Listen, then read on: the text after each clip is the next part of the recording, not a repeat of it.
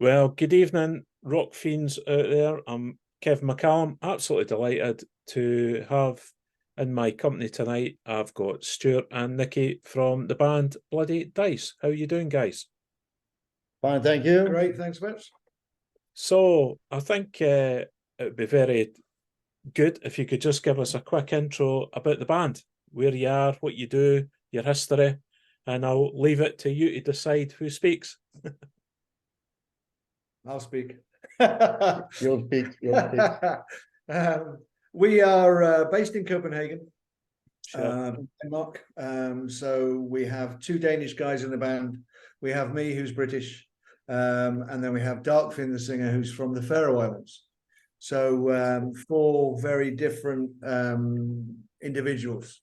I'm an older punk guy, so for me it's more the punky stuff. These guys are more into the kind of the stonery type thing. So that's where our sound is basically coming from. So you've got me playing quite aggressively, and then these guys are all like, oh, dreamy, dreamy, dreamy. So mix it together, and then you see what comes out. Exactly. Yeah, exactly. But Rockfiend is also 80 inspired. Yeah. I mean, he was a singer for a while. Yeah. And the drummer Kenneth, he was the drummer for Royal Hunt. So he's kind of experimental, kind of metal type stuff.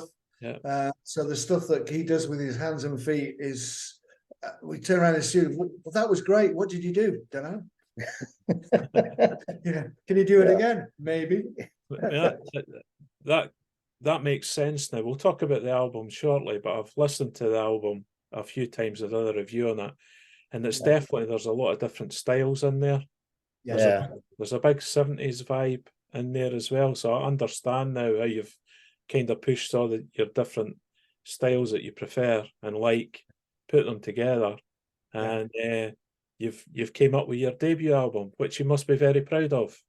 We are. Yeah, we are. Very much so. And very much a group effort. Nickie is the guy that generally will come up with, especially the riffs, and then he presents the riffs to us, and then as a band we work together and mold them into what we're happy with.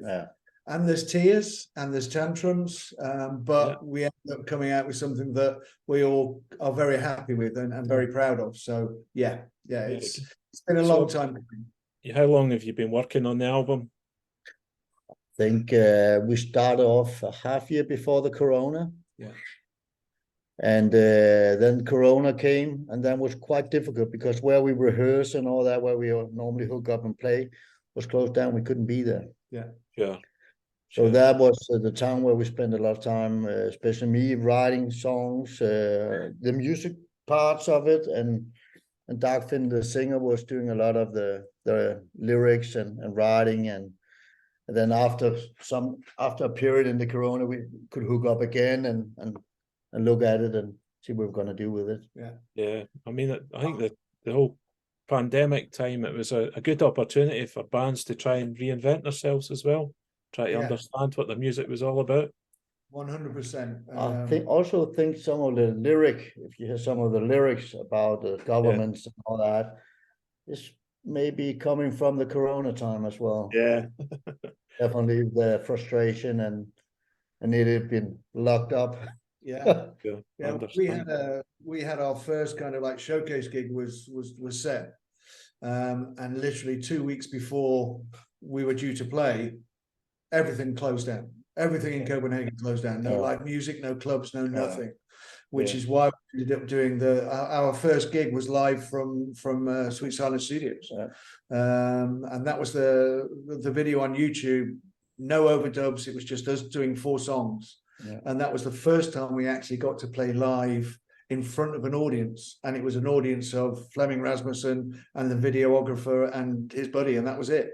It was us and 3 people in Silent Studios, which was very and even a year after was still the Corona. So we might have 1 year's jubileum on it, so we did one more. We did 1 year. I think one of the things about the whole pandemic and the influence of music, you found so many interactions across the world, that different people helping other bands, sort of sharing guitar work, drums, vocals, bass, keyboards, and a lot of synergy bands formed during the lockdown. 100%, yeah. I think we all complain about our kids and social media and stuff, but I think if we hadn't had social media during Corona, I think we'd all have been gone, because it was the only thing that kind of keeps you alive, is being able to speak to your friends or what have you from around the world. That's right. So, because you can't speak to anybody. Well, you can speak to people, but you've got to be 2 meters away from each other, and it's just it wasn't a nice time to exist. So thankfully we've come out of the whole pandemic stuff. You've got the new album out there. I love a quote that I'm going to say. It's back to the roots, no nonsense rock and roll. Yes. I love that as how you describe yourself. Yeah, it is, because it's the way we like the music. You know, it should not be difficult to listen to. It's just straightforward. Yeah. And just with a good vibe. You know, it doesn't have to be perfect or anything, but it's good energy. And I think that's one of the things that struck me when I first listened to the album, is that there's a deep 70s vibe in there. Yeah. There's a bit of the old classic bands of the 70s, but you sort of pull it back and forward. There's a bit of funk that comes in bits as well. And you've got a few ballad type interfaces, but underneath that you've got great musicianship. It's a good album. I like it. Thank you very much. I think a lot of the 70s vibes is because I'm an old blues musician as well. Yeah. So I think a lot of, because I'm writing the riff, is so put time back, you know, to you're thinking about that era. Yeah. I love Led Zeppelin and all that. That has a bluesy vibe in it as well. Yeah. So I think some of it comes in, a lot of elements from the other, that pulling in the strings to get it where it goes. Different way. And then you've got the ballad I like, the Hangover ballad. It just sort of slows the pace of the whole album right down. I didn't expect it of that. You know, I didn't. I can tell you a funny story about Hangover. Right. Because our old drummer, Peter, and me, we were out and get quite pissed the day before, and we hooked up a Sunday in the rehearsing studio, and we were really bad, you know, really bad. I said, "Oh, should we write some? Oh, should we not just go home? If you're gonna play today, it has to be really slow." Yeah. So I put the record on. I can't come up with the D minor chord, and then we nearly, after running through it 2 or 3 times, it was written. Yeah. So it lives up and to. That's why it's so long. It's still so long on the record, because we didn't put any elements out. Everything from start to the end is what we did this Sunday afternoon with Big Hangovers. And it was only a sketch for the other guys, so I just called it Hangover, and then we could see what it turns out to be. But it's still it's written about the name is Hangover, so it's about hangover. It's about a real event, which is great. That's what life's all about, eh? And I liked on the Live for Today. That's where I like some of the bass work in there. That it's got a bit of funky vibe to it, and it complements it pretty well. It amazed me, because I've never kind of been a funky bass player before, but the song kind of, some of the time signatures and what have you in there, and the spaces that, because we don't use backing tracks, we don't use keyboards. It's a very empty kind of open framework for us to play in. So rise up to or settle back to whatever you want. That particular song did actually lead for me to be able to play around a little bit. You know, so it's also got this staccato vibe. Very much so. And that was what the purpose with the song, to have this staccato feeling around it. That's great. And the songs that really sort of struck me was Machine, Road to Ruin, and Evil Desire. I think they're all fairly good, or fairly generic rock songs, but they've all got different styles in there to them. Machine we always call the drummer killer when we play at the end of the set, because it is very fast, and it is in the middle 8-bit. There is a huge kind of double kick going on. And both drummers that we've had, but at the end of the song, they do look like animal. It's like and with it being a live situation, it's normally at least a beat or two faster than it was. It's not 1 or 2, it's 4 or 5 beats faster sometimes Yeah. when we play live. Yeah, there has The been drummers look as though they've got a hangover. Yeah, exactly. But that's my fault because I start the song, Yeah. so it's like if I'm too fast on there, we have to leave it there. So Yeah. it's, And then like, Oh, damn, God, it was too fast. Yeah. a 90 mile an hour solo. Yeah. Yeah. That's good. And Road to Ruin, Evil Desire, I like them, 2 great songs. Yeah, Evil Desire is like really dark song. Yeah. Really dark feeling Yeah. to it as well. With the vibe in it, and as well, it's really There's an eeriness. slow and heavy, and still a good kick in it. At the end of the song. Yeah. And that was the song that took me the longest to get on board with. As I said, being a real kind of a punky guy, the kind of Led Zeppelin and the Black Sabbath and Deep Purple thing was something that I almost instinctively kicked against. To have a song that was so obviously rooted in that, it took me a long time to come to accept that song. But once I did, it actually becomes something that I really, really do enjoy playing live. And it's a song that I enjoy listening to, but it wasn't something that was easy for me to move to. But again, as the band being a democracy, if 3 people say, yes, we do this, and one person says, no, we don't, then we do it because the other 3 people say yes. That's how it is, Stuart. Sorry to say, buddy. So yeah, but Take a seat. The Sid Vicious in me was really kicking against that song very, very hard. But you know, is that when you turned your hat round? You just exactly. Yeah, that's it. It's like the world, man. I remember the time. Yeah. So we have to play. Yes. So what about playing live then? What you doing on the live scene just now? We are playing at there's a big what's it called? It's like a bike club. I've got a show. 500-600 people in a couple of weeks. Yeah. They doing that every year. Yeah. It's a really good crowd, good people that really like rock and roll, and that's coming to that venue, and we're looking really forward to it. Gig in Sweden the week after Sweden. Helsingborg for and then we've got a big gig with Ronnie Atkins, the singer from Pretty Maids, who had cancer, and it looks like he's recovered. He new album, so he's introducing to people, and we are the support band there, so it's a big. That's a good gig then. That'll be a good one. It's fun. It's probably one of the bigger venues in Copenhagen. So that's kind of something that's kind of come along and pleased us and what have you. I think our management team have been very focused on is finding the right gigs rather than just a gig. And we're kind of working toward, now it's the holiday season is over, and we can start. We started recording the second album as well. With Fleming. We have already recorded 2 songs for the next album. Yeah. And here in October we're going in the studio again and do some new stuff again. Yeah. Good.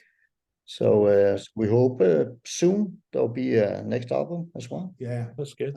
Maybe summertime next year. Yeah, hopefully. Hopefully. Yeah, hopefully. If everything goes as planned, but let's see. As long as there's no more pandemic, we'll be fine. I think once you've got sort of, and you're in a rhythm of writing, recording, getting the material out there, and it just creates the hunger to do more, doesn't it? It does. It does. 100%. There is nothing more satisfying than somebody that you don't know saying that they like the music that you put out there. Because we're not in it to be rock stars. We're not in it to be rich. We're out there because we want to showcase what is important to us. And the thing that's important to us is music. And when people appreciate that without being prompted to do so or having to do because they're family or friends, it just means so much more, you know. And you see some of the reviews we're getting, and I think we're all very, very stunned because it's not something that we all expected. It's just us doing what we do because we enjoy doing it. Let's face it, it's the most expensive hobby in the world, you know. So we don't do it for fame or fortune. We do it because it's something that's important to us. And it's a love of what you do. That's it. Exactly. It satisfies that itch that something else can't really. And I think that's the whole thing about being a musician, is that it's about satisfying that itch. Yeah. You know, in an artistic way that nothing else can.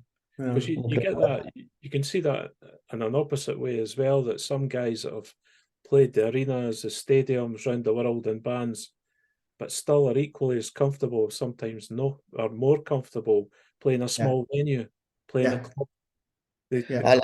I like small venues because it's a totally different approach on playing for people, because if you're on a bigger stage, you know, you have not so much contact with people, with people.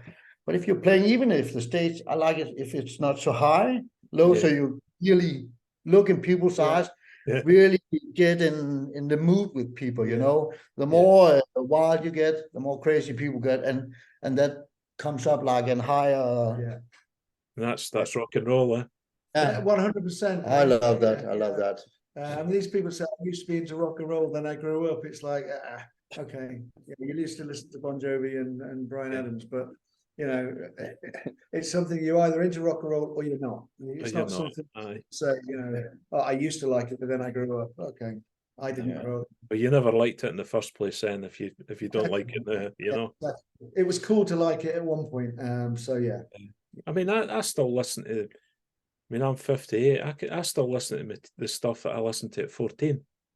You know, the heavy rock, the AC/DC, the Whitesnake, the Deep Purple. I still listen, and I still hear things in them now that I never heard before. Yeah, you get that buzz. You think I can remember. Yeah, one of my favorite bands of all time was Hanoi Rocks. Yeah, he just re-released Oriental Beat with a remix. Yeah, and my wife bought it me for Christmas from a Finnish record company. And I got it home and got it delivered and listened to it, and it's like all these things started popping out, and now it hasn't left my turntable at home since.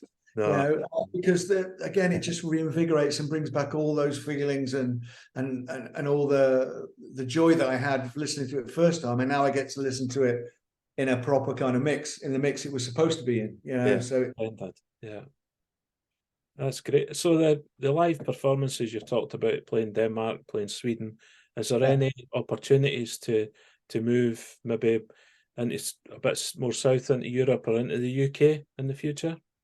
I know our booking company that we're working together with is trying to get out for next year and play in some part of Europe.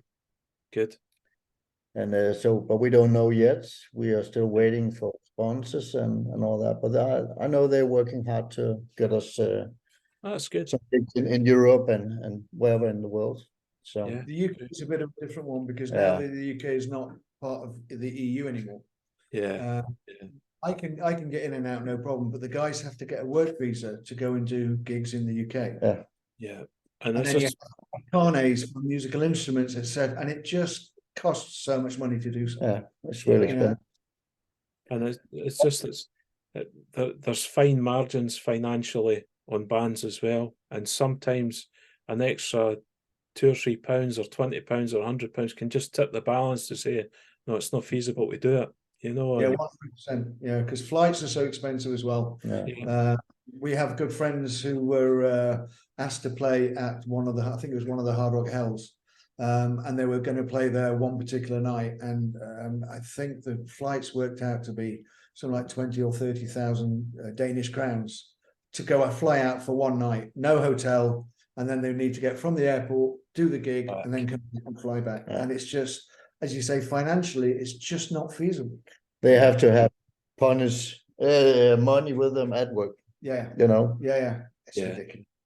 But this is something the Musicians Union, I know, we're working very hard at, and I think the musical unions around Europe are also trying to work hard to kind of get over these hurdles, because it's stopping English bands from coming to Europe, and it's stopping Europe. It's both ways, you know. Exactly.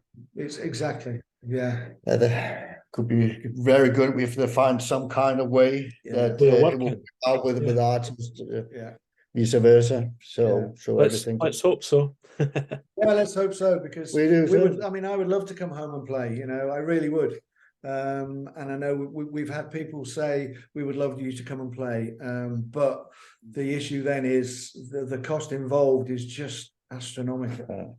You know, it really is. And whilst we don't play to be rich and to be famous, we also have a finite amount of money that we can afford to spend. And you know, we don't want it to would I rather pay my rent than go and do a gig in the UK? Well, I'm sorry, but I have to pay my rent, because if I didn't, my wife would probably kick me out on the street. So yeah, and who's going to buy my bass strings then?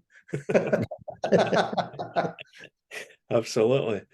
So that's great, guys. So the future plans you've touched on, you're working on the follow-up album to the debut, which is always great to hear. Yeah. And you reckon that could be hitting our way maybe next summertime? Yeah, I think so. Hopefully, yeah. Yeah, hopefully. Yeah. Good. But maybe at the end of summer, I think. Maybe. It's more realistic. If it was up to me and we didn't have the perfectionist sat to my left, then we could probably do a little bit more. But then again, we have the perfectionist sat to my left who'll be like, oh, that's not quite right, or my guitar solo wasn't quite right, or my tone isn't quite right. So yeah, that's important stuff too. Really important. Sure. That's a guitar player though. Exactly right. Exactly. Yeah. I hear that every time. Well, guys, it's been absolutely great talking to you. I think I've listened to the album so many times now, and I've written a review for Rockfiend on it. I think thank you very much. Very great. Thank you very much. It's a great album, and I think a couple of weeks ago, I'll be honest, I'd never heard of the band, but 2 weeks later, that's the joy of sharing music and understanding what's out there and listening to these guys like yourself. And I really look forward to the second album. So on behalf of Rockfiend, thank you very much for taking the time to talk to us, and wish you much success for the future. Thank you very much. Thank you very much. Nice to speak to you. All the best. Take care. Great review as well. Hey, bye-bye. Thanks. Bye. Then.